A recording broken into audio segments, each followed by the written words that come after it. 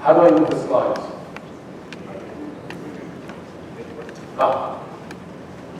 Thank you. So, when you think about teaching entrepreneurship to everyone, I think there are two questions we need to look at before we talk about that. First of all, can you teach entrepreneurship to everyone? And the second question is, what is entrepreneurship? So,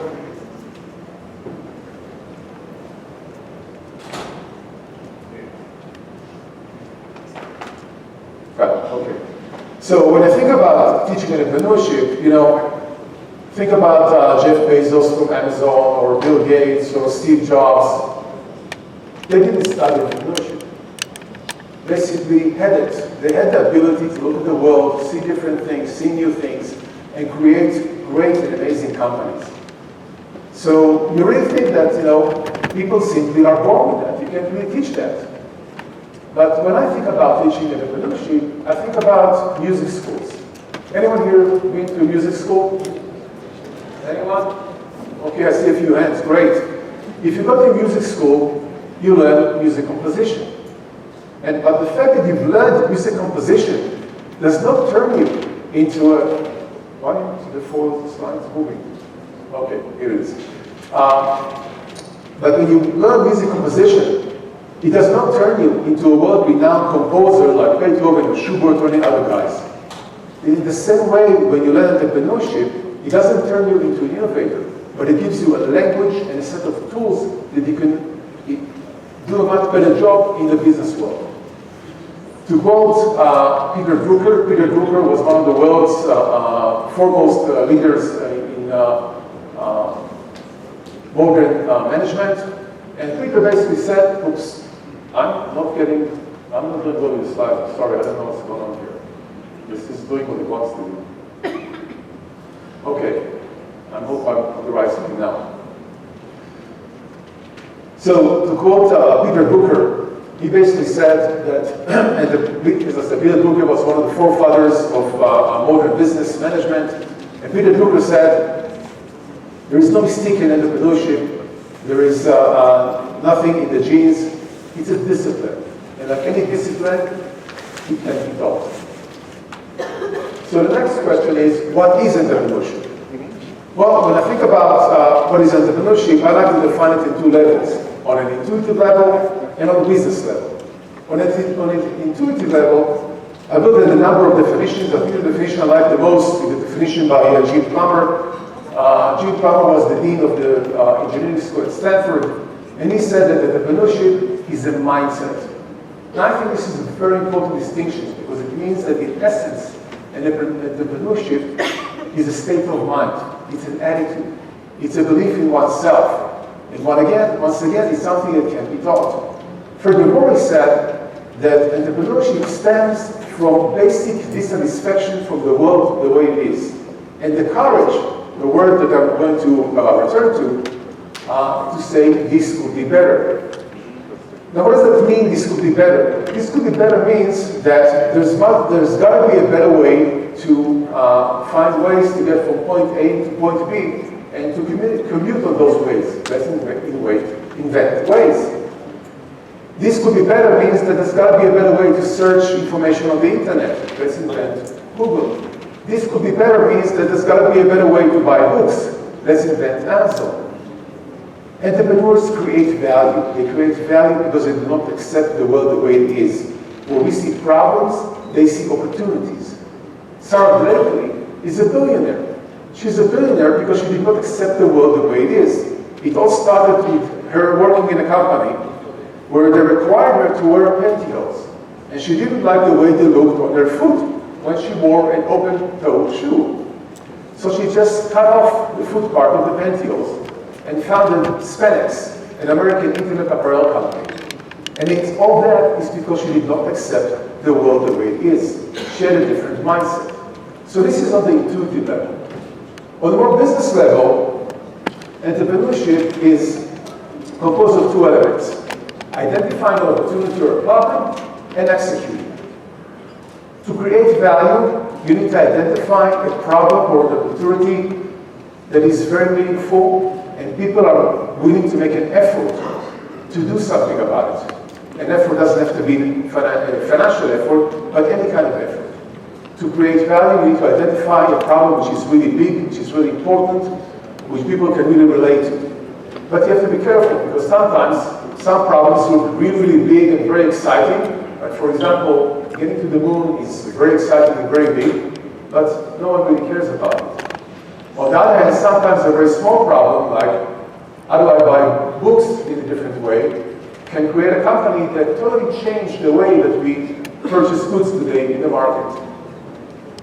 The second element of entrepreneurship is execution. Once you identify a real and meaningful problem and you qualify it, you need to turn this opportunity into a new economic entity.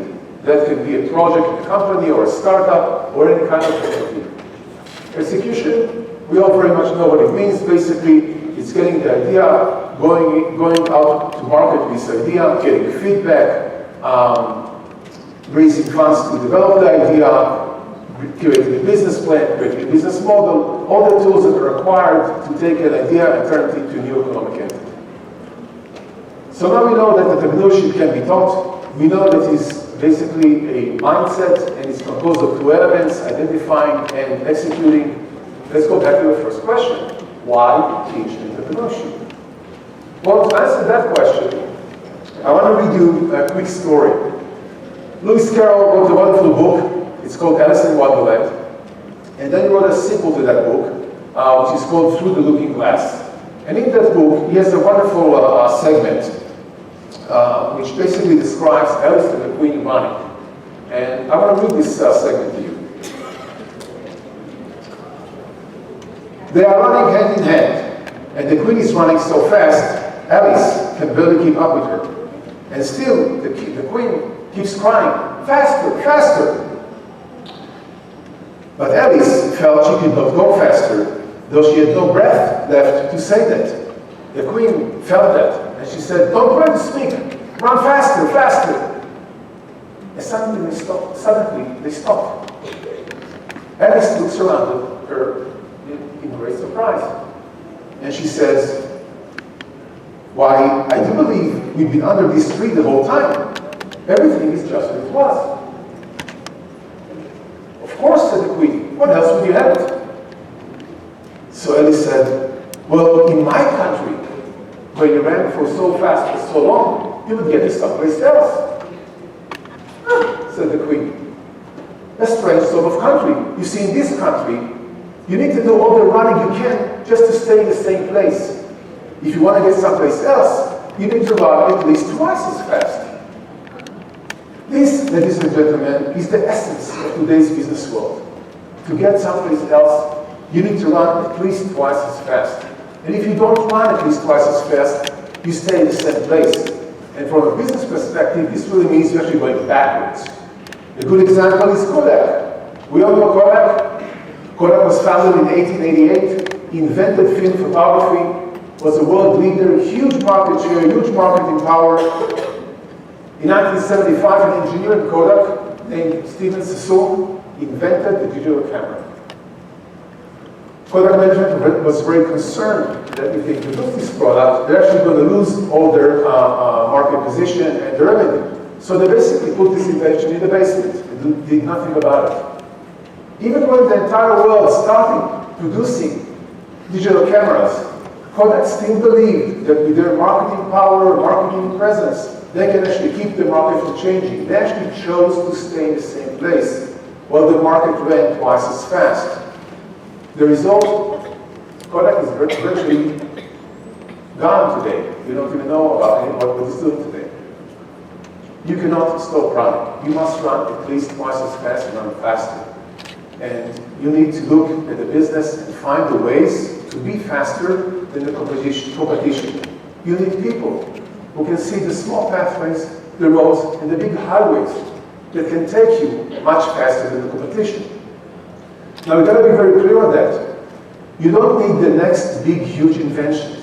Sometimes a small observation, someone that has a different mindset can see an opportunity, and it's a very small thing. Let me give you an example. Southwest Airlines. Southwest Airlines the world's probably most successful low-cost airline. I think also the world's first low-cost airline. One of the key reasons for the long-lasting success is a very simple decision. They decided very early on that they're going to have only one type of aircraft. Now just imagine what that does to your cost. It means you have to keep only one set of spare parts. You need to train your technicians on only one aircraft. You need to train your staff, your stewardess and pilots on only one aircraft. When you're trying to board passengers on an aircraft, there is a problem, you bring another one. It looks exactly the same. This is a huge cost saving and a huge benefit to the company for a very small decision. So many times, very often, a small observation can make a huge difference. So how do we get this? How do we get people, how do we get this entrepreneurial mindset within companies? How do we encourage people to think this way? Why people don't do this today? Well, most of the employees, if you remember what Jim Plummer said in the earlier slide, he said that entrepreneurs need the courage to say this will be better. And courage is a key word, because most employees and most people don't have the courage to point out different things and the opportunities. They lack self-confidence. They don't believe in themselves. They don't believe they have the license to say this will be better. Actually, they think, look, if they see something, a problem or opportunity, most times they think, well, maybe I don't understand it. Or maybe someone else has looked at this before and decided not to do anything about it. Worse yet, they fear. They fear that if they highlight a problem, maybe someone is going to be upset with them. They fear that if they highlight a problem, well, maybe they're going to get laughed at because they do not understand the situation. Or worse yet, someone's going to ask them to fix it, and they have no clue how to fix it. So how do we build this confidence? If we want to really get an entrepreneurial mindset in the company, we need to build confidence in employees and basically empower them to take risks to be able to say that this could be better. So this is really a key element. If we want to encourage entrepreneurship, if we want to encourage entrepreneurial mindset, we need to encourage people to take risks, and we need to tell our employees it's okay to make a mistake, it's okay to point out a problem. But it's not enough just to say it. You have to model it in everything you do in your company. You have to be a role model of risk-taking and of highlighting opportunities. Let me give you an example of what I mean by role modeling this. So when I worked at Intel, Intel has 6 core values, and one of these core values is risk-taking. And back then I was working on a product. It was a set of 7 components, chips, computer chips, and we were in a very bad market position. Our solution was very expensive because it has 7 components, very difficult to integrate into systems, and we were starting to lose market share. And my boss, his name was Rajib, found a small company, a startup in Taiwan, that were designing a new chip. And he found that if we take their chip with 2 of our chips, we can design a new solution which is much more cost effective, and we can actually regain our market share. So he did the business plan, and he presented to management. And he said, look, this is a very small startup in Taiwan. They need a lot of help to develop this chip. It will take about 6 months, and we need to invest in them about $500,000 in today's money. Management looked at the plan and said, look, this looks okay, go ahead and do it. And then for the next 6 months, Rajib was flying between San Francisco and Taiwan, working with this company, developing the product, making progress. And after 6 months, he came back to management, presented again, and basically said, we failed. The chip is not going to work. This company is not going to meet what they promised. And I don't see any way that this is actually going to work. So here we are. We lost 6 months. We lost $500,000. And we're in the same spot. What happened to Rajib? Rajib received an Intel Divisional Recognition Award for exemplifying the core value of risk-taking. Because when you take risks, sometimes it doesn't work. But he did all the right steps, he did all the right things, and eventually it didn't work, but he was rewarded for it. This is how you role model risk-taking in a company. So the first element is really give employees the confidence that they can say this will be better. The second element of that is teaching them the language and the tools of entrepreneurship. The tools, what to do. If you do identify an opportunity, what do you do about it? And even if it's not you doing it, if someone else is doing something, you understand what they're doing, because we all speak the same language and use the same tools. So I put in the slide here a number of very well-known tools. In the middle there is a book about design thinking, which is a methodology for creating new ideas and new concepts. The book Lean Startup was published in 2011, and it talks about a methodology to screen ideas and test them in the market. Business Model Generation, also a very successful book, talks about building innovative business models for new ventures. These are all books and these are all learnings that are available and are being taught today in many schools, and we can easily teach those our employees. The result of this process is we have a set of employees that are all, they have the confidence to say this could be better, and they all speak the same language and use the same tools. Now, why is it important that everyone speaks the same language and understands the same tools? Well, let's go back to Steve Jobs and Bill Gates.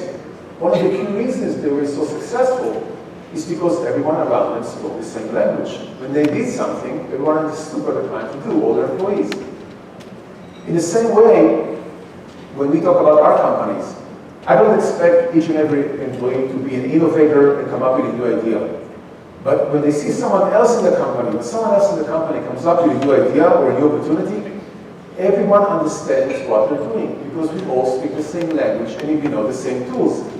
This person does not have to waste time explaining to everyone why is he doing step 1, then step 2, then step 3, and why you cannot bypass any step, and why we have to go out to market with this and that. Everyone speaks the same language. And if everyone speaks the same language, uses the same tools, the tools of entrepreneurship, we can run much faster.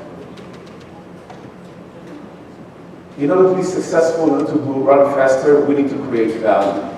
We need people who challenge the status quo, and we need people who speak the same language so they can execute much faster. And if we all speak the same language and execute much faster, then all of us can be much more successful, both in our personal and in our business life. Thank you very much.